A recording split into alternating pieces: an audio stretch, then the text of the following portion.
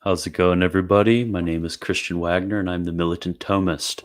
So we're in it for the second stream of the night. We'll be talking about, and this is a very brief text, so this shouldn't be too long.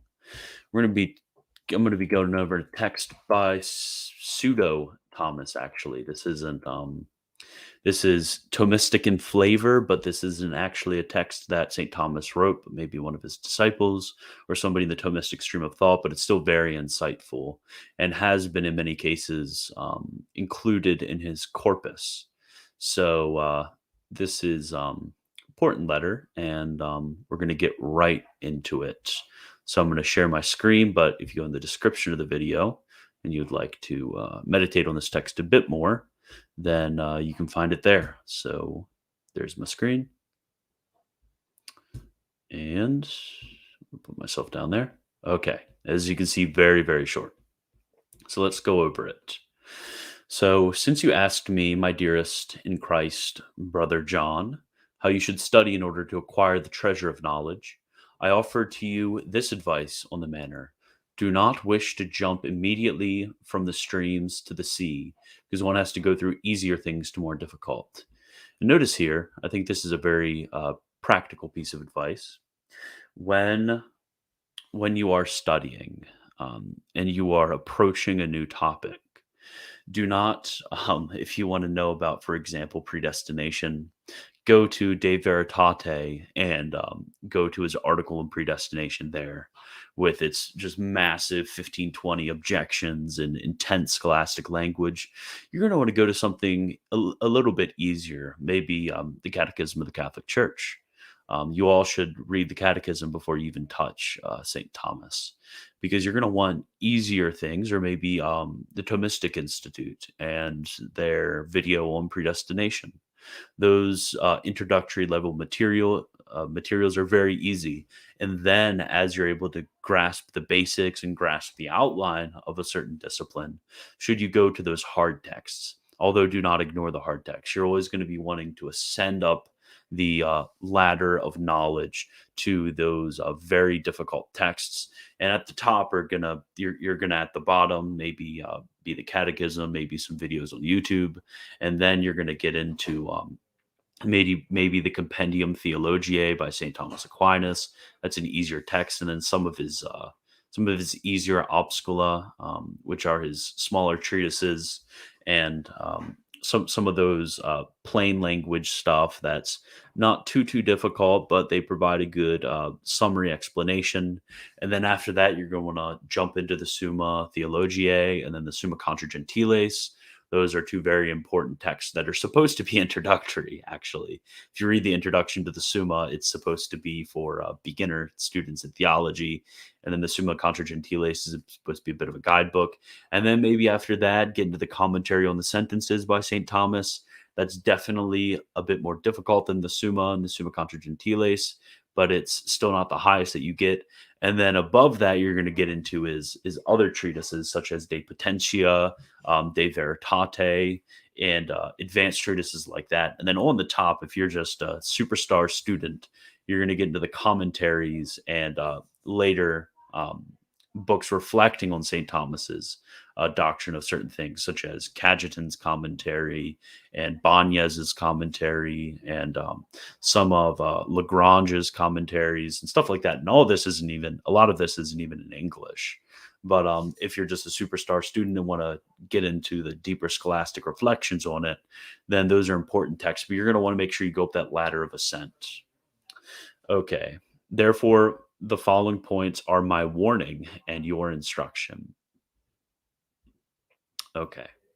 So first, I commend you to be slow to speak and slow to go to the conversation room. And by conversation room, think Twitter. Now, it's very important in your pedagogy to have a community of learners. So to be part of a community where people are studying the same things, so you can provide some foils and maybe some conversation partners.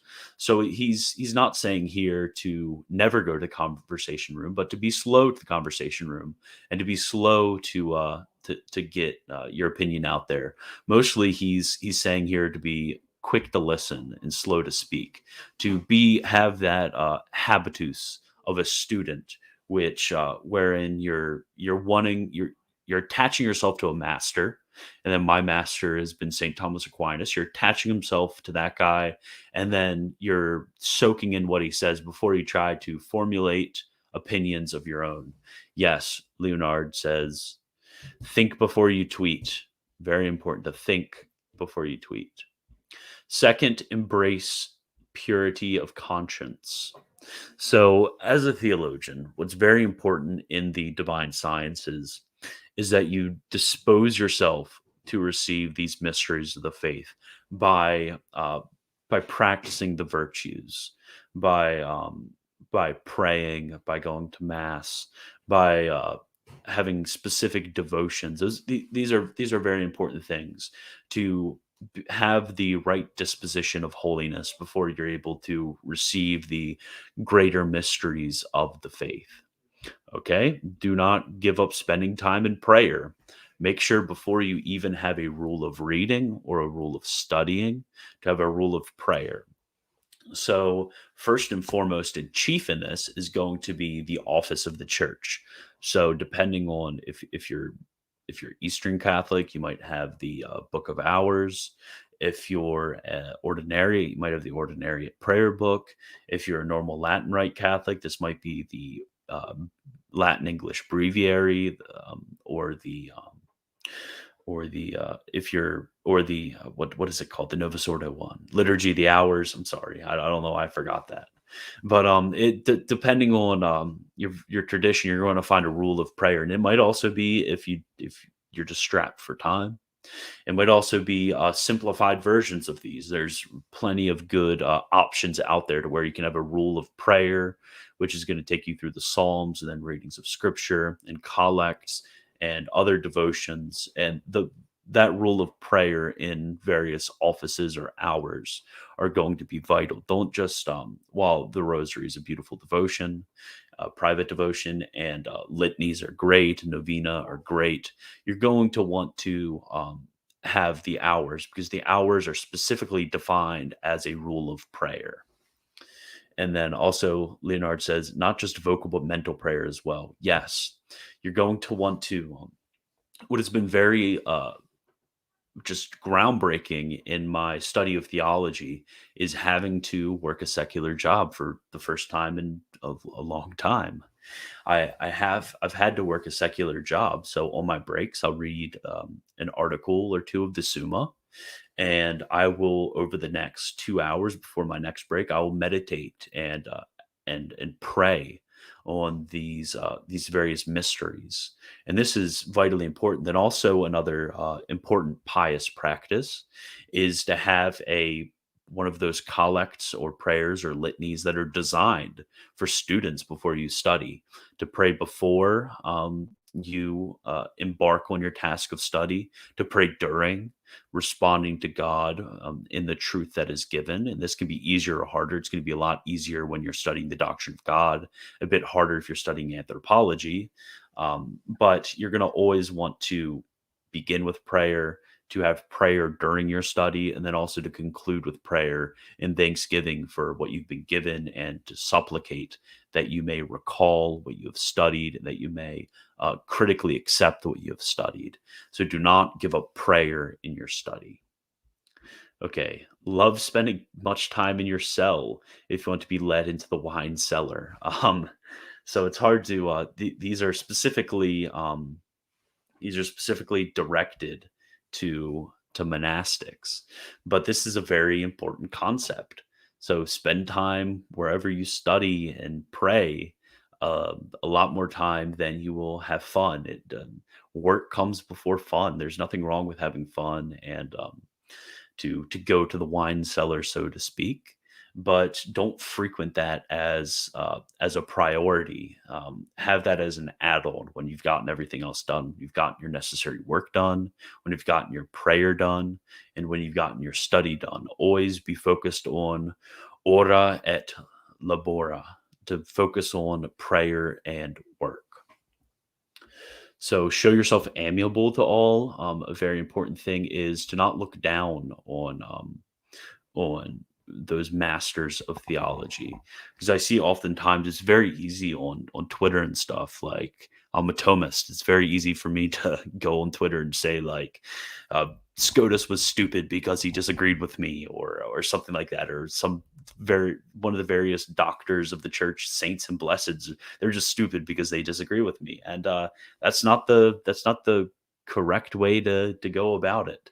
To be humble and to realize the fact that people from other Orthodox Catholic traditions may have may be right and you may be wrong. So show great humility in in in rightly considering masters of theology before you just wholly discount them. Like, there's reasons that I'm not a Scotist, but there are many reasons why I love Scotus. He is uh, he is very he's a very intelligent thinker. He's obviously thought through his system. He is much more brilliant than I could ever dream of being. So show a great deal of humility when you're studying various authors. Do not query at all what others are doing. Again, this is more of a practical piece of advice in your life, but mind your own business, basically.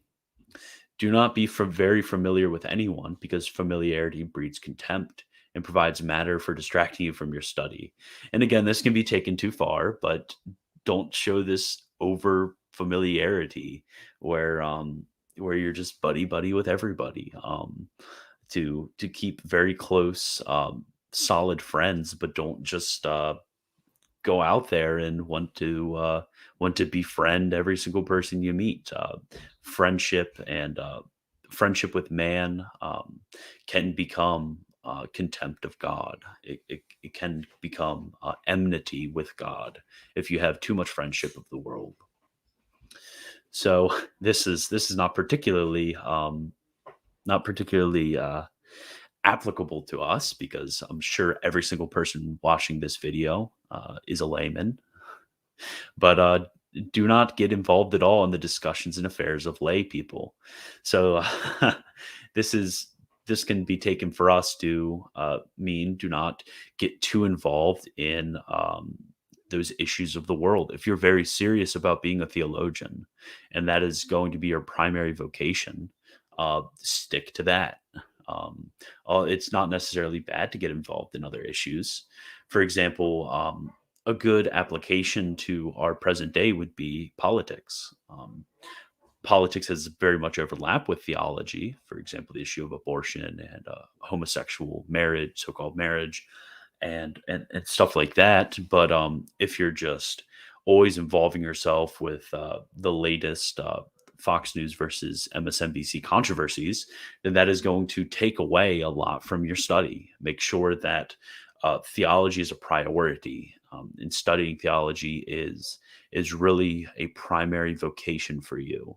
And a lot of these other things become secondary and can be ignored, and should, especially in this formative period, because I'm assuming, at least for my demographics, a lot of you are in your 20s, um, late teens, and early 20s. So this is a very formative period in our life when it comes to our study of theology.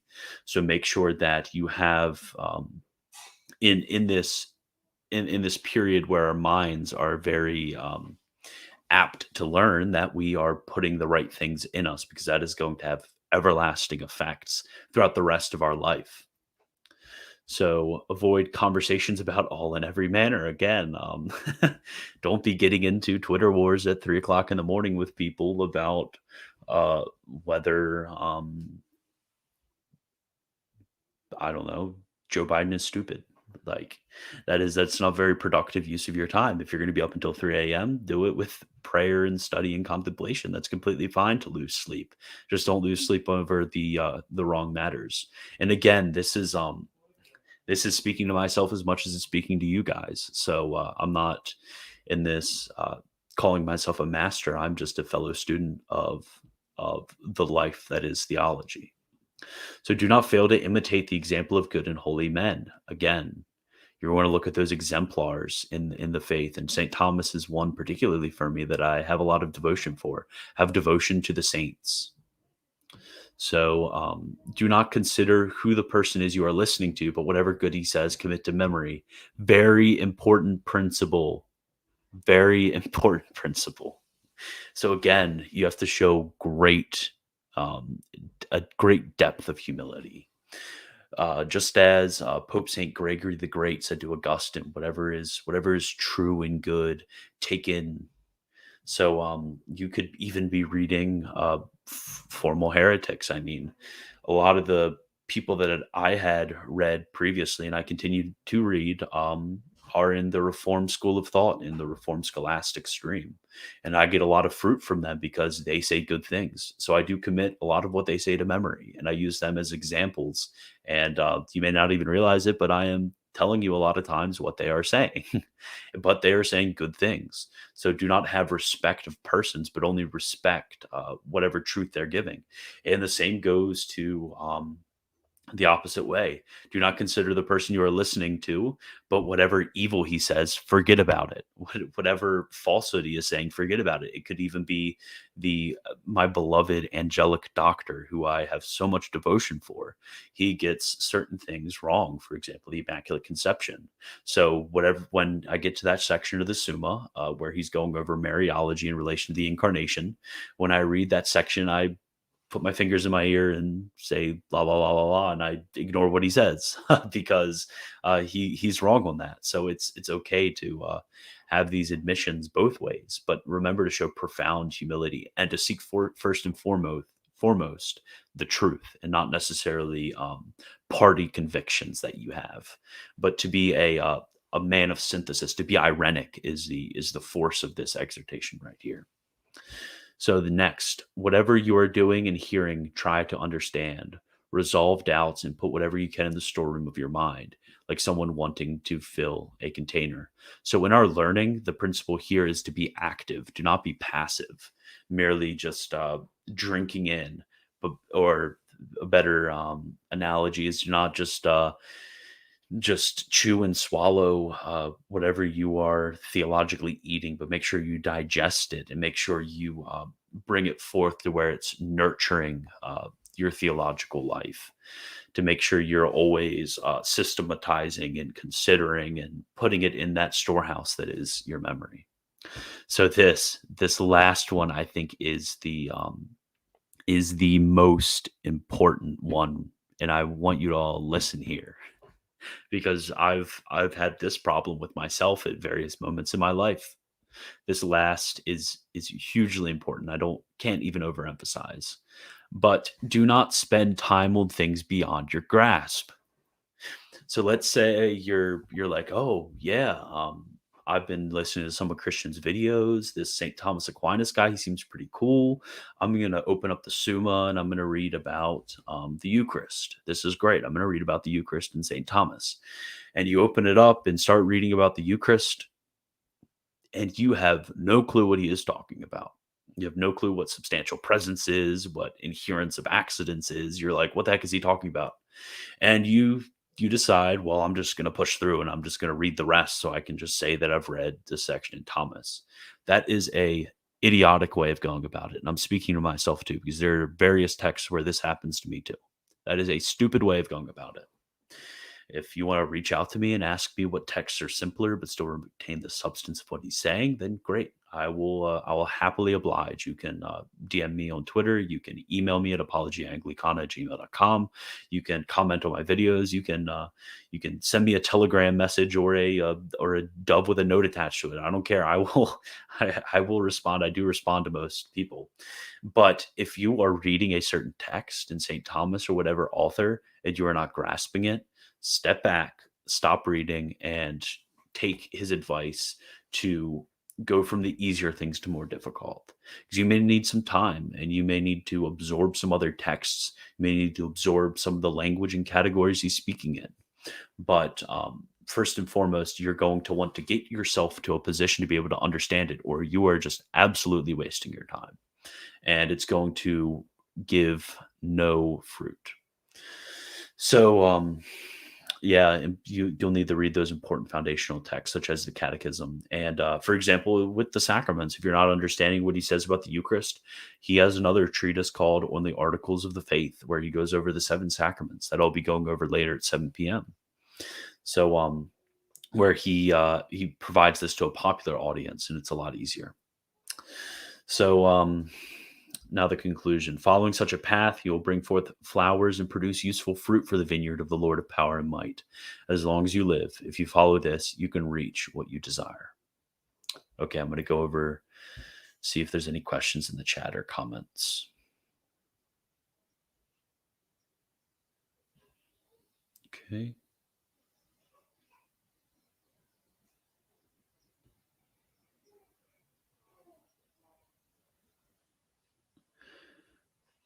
Yeah, Shia Alex, he makes a very good important point. That point on commit to memory is something that came up just the other day when we were talking about Origen and Aristotle. Yes, because a lot of people will deride Origen, say, "Ah, don't read Origen. Origen's a heretic." Well, the Origen is was condemned. Yes, Origen still has a lot of very important and very good and true things to say. So, read Origen. If you can read Aristotle, the pagan philosopher, you can read Origen. Read Plato. Read all of the read Tertullian and these other authors that have really good things to say are very foundational to the tradition, because if you don't, you are missing out. But you need to properly be able to get rid of the bad.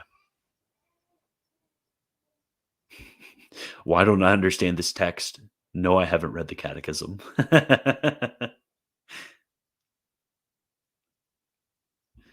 Oh, Christian Mario says I have 666 followers, and I'm kind of sus. Well, as a conclusion, if you are not subscribed to me, please hit that subscribe button to get me out of 666 followers. And remember also Discord. I'm going to keep emphasizing this because it's very important. Just in case they blow me up, I'm going to put in the live chat, and then also it'll be in the description of this video when it gets edited. And become a patron if you're really enjoying what I'm doing here. And that's all I have for you for this stream, but there will be another stream at 6:30. So God bless.